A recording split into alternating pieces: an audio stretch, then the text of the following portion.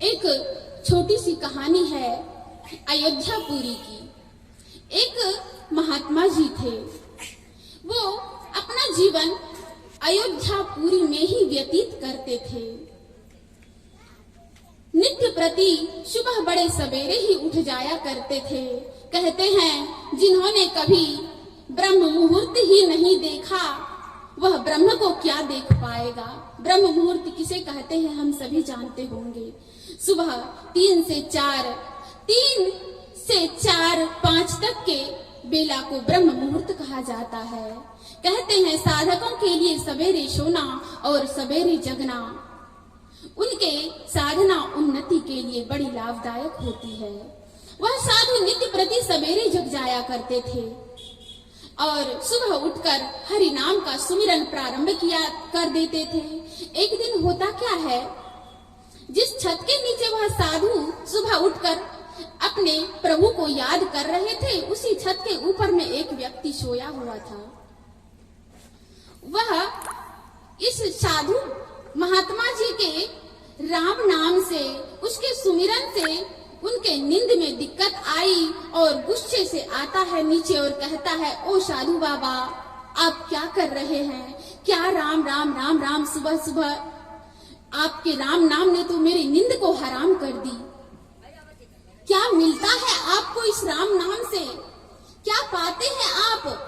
सुबह शाम जब देखते हैं राम राम राम राम हरि नाम का सुमिरन, क्या मिलता है, क्या देता है भगवान आपको? साधु कहता है, अरे यह सब तो परमात्मा का ही है। शरीर और संसार उसकी हवा का उपयोग करते हैं। परमात्मा मुझे भोजन देता है, अन्न देता है, पानी देता है। हम सबों को ईश्वर का नाम लेना चाहिए। अच्छा, वह मुसाफिर कहता है, अच्छा भगवान हमें भोजन देता है ना, अगर मैं भोजन ना खाऊं तो भगवान मुझे कैसे भोजन खिलाएगा?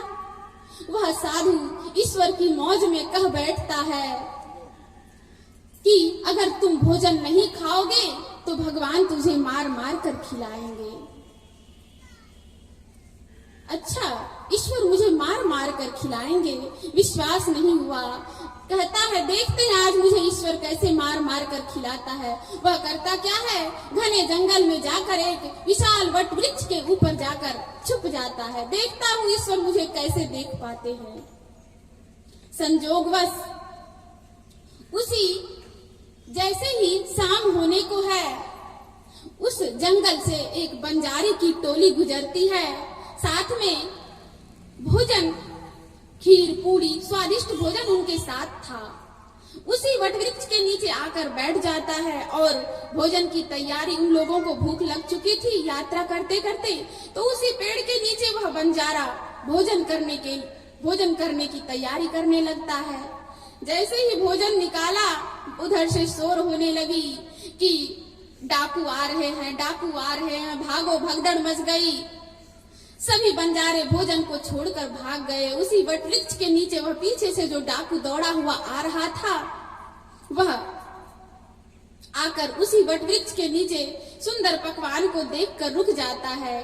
डाकुओं को भी भूख लगी थी, बंजारे तो भोजन को छोड़ के भाग गए, बच गए डाकू।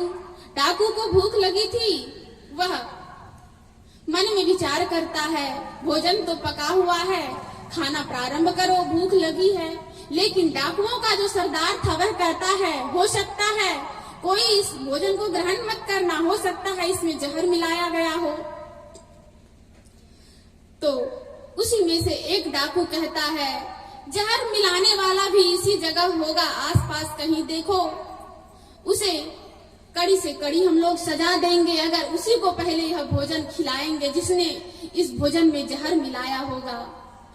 इन सबों की, डाकुओं की बातों को सुनकर वह ऊपर जो वह मुसाफिर बैठा था छुपकर, वह थरथर कांपने लगा। थरथराया तो पत्ता हिली, डाकुओं का नजर ऊपर गया, देखता है, लगता है यही इस भोजन में जहर मिलाया होगा। नीचे उतरो, डाकुओं के सरदार ने कहा उस मुसाफिर से कि नीचे उतरो, तुम्ही ने इस भोजन में जहर मिलाया है, आज तुम्ही को इस भोजन को मैं खिलाऊंगा। अरे मुझे छोड़ दीजिए, मैं आपकी जीवन भर गुलामी करूंगा, लेकिन मैं भोजन नहीं खाऊंगा। कहता है, अरे पहले नीचे सब गुलामी तो बाद में करना, पहले तू नीचे उतर। डर के मारे नीचे उतरता है और कहता है अभी तुरंत तू इस भोजन को खा।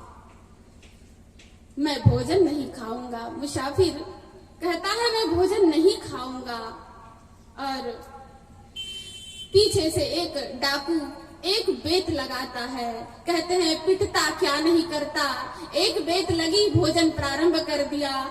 भोजन खाए जा रहा है और रोए जा रहा है। उसे उस साधु की बात याद आ गई कि उस साधु बाबा ने आज सुबह सुबह मुझे कहा था कि तुम अगर भोजन नहीं खाओगे तो तुम्हें ईश्वर मार मार के खिलाएंगे। भोजन की उस महात्मा की बात याद आई और वह मुसाफिर खाए जा रहा है, रोए जा रहा है। 2-4 ग्रास मुंह में लिया ही था। डाकुओं ने देखा कि अरे यह तो मरा नहीं, अब हम लोग भी भोजन खाते हैं। एक डाकू पूछता है तुम रो क्यों रहे हो, भोजन खा ही रहे हो तो रो क्यों रहे हो। उस मुसाफिर ने सारी घटनाएं उस महात्मा की सुना दी। उस मुसाफिर की बात को सुनकर डाकुओं को बड़ा आश्चर्य हुआ। अरे हमें तो किसी ने कहा नहीं था कि इसे मार मार कर खिलाओ, क्या संजोग देखो।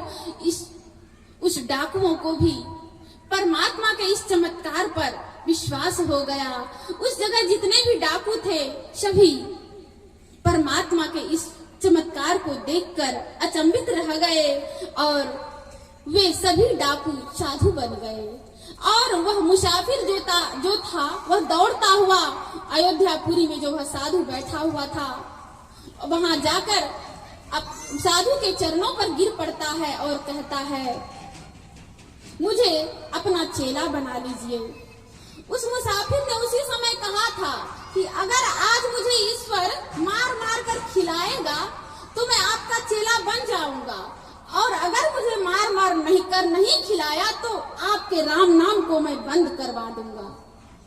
दौड़ता हुआ आता है, साधु के चरणों में गिर जाता है। साधु कहते हैं क्या हुआ, तो सारी घटनाएं महात्मा जी को वह मुसाफिर सुना देता है और साधु के चरण में उनसे शिक्षा दीक्षा ग्रहण करके अपनी भक्ति उसी वक्त वह प्रारंभ कर देती है। वही आगे चलकर जानते हैं उनका नाम आगे चलकर मुलुक दास हुआ। दास मुलुका कह गए। उनकी बहुत सारी पंक्तियां पुस्तक में, उनकी बहुत सारे भजन जो कहते थे कि मैं आपके राम नाम को बंद करवाऊंगा, वही कहते हैं राम कहूँ राम कहूँ राम कहूँ बाबरे, अवसर ना चूक प्यारे भलो पाओ दावरे। बहुत सारे भजन उनके डाले गए पुस्तक में अंकित है। वह मुलुक दास, उनकी एक बड़ी प्रसिद्ध दोहा है, अजगर करे नो चाकरी पंछी करे नो काम, दास मुलुका कह गए सबके दाता राम। उसी दिन से उनके भक्ति प्रारंभ हो गई। वह साधु के शरण में, संत के शरण में गया। कहते हैं संत शरण जो लगा ताही का लगा ठिकाना, और शकल है और शबन है कुशल सकल बैराट चवाना। सिकली खोक्षी श्याम हम लोग जानते होंगे, महर्षि में ही परमहंस जी महाराज का ननिहाल खोक्षी श्याम में है। वहां के एक बड़े मशहूर संत हैं संत शिशु सूर्य। उनकी जीवनी एक पुस्तक में लिखी गई है। उन्होंने बहुत दिन गुरु महर्षि में ही परमहंस जी महाराज के साथ में उनका जीवन ही उन्हीं के शरण में उनका जीवन व्यतीत हुआ। वे अपनी घटना जो गुरु महाराज के साथ घटी थी वो सभी उन्होंने एक पुस्तक में अंकित किया है। संत शिशु सूर्य जब दीक्षा के लिए हुए 6 महीने हो गए, 6 महीने हो गए, लेकिन जब साधना में उनकी उन्नति न होने लगी तो वह मेही बाबा के पास आता है और कहता है बाबा हमसे यह जो है ना हमरा से है दीक्षा अब नहीं सफरते, कुछ नहीं समझे में आवे छे, की करिए है दीक्षा जैसे अपना वापस ले लिए। अब हम दीक्षा रखी कि की करबे, आगू बढ़ते नहीं छे, कुछ हमरा लाभ नहीं बुझाई रहलो छे। तो गुरु महाराज कहते हैं, एक संतवानी उनको निकाल दी और कहा देखो जी धर्म में धैर्य की बड़ी आवश्यकता है। देखो, यह मन जो है ना, यह मन ध्यान में, साधना में बैठता नहीं। जिस प्रकार मक्खी जो है वह कभी आग पर नहीं बैठती, जिस दिन आग पर बैठ जाएगी तो क्या होगा, जिस दिन आग पर बैठ जाती है वह दोबारा उठती नहीं। उसी प्रकार यह हमारा मन जो है कभी साधना करना नहीं चाहता, साधना में लगती नहीं, लेकिन जिस दिन लग जाती है उस दिन, उसके बाद उन्हें ईश्वर की अनुभूति होने लगती है और वह उसके बाद वह दोबारा उठने का प्रयास नहीं करता। यह हमारा शरीर जो है, यह शरीर साम्राज्य है और इस साम्राज्य के राजा कौन है? जीवात्मा। जीवात्मा इस शरीर के राजा है और मन इसका मंत्री है और सारी इंद्रियां इसकी प्रजाएं हैं। हमें यह देखना है कि राजा के अधीन में प्रजा और मंत्री है या नहीं। उनकी गुलामी मन और सारी हमारी इंद्रियां जो है वह हमारी राजा रूपी जीवात्मा के अधीन में है या नहीं। अगर राजा के अधीन में प्रजा रहे तो संचालन प्रशासन सुचारू रूप से चल सकता है। अगर राजा ही प्रजाओं के अधीन आ जाए तो देश का संचालन बिगड़ जाएगा।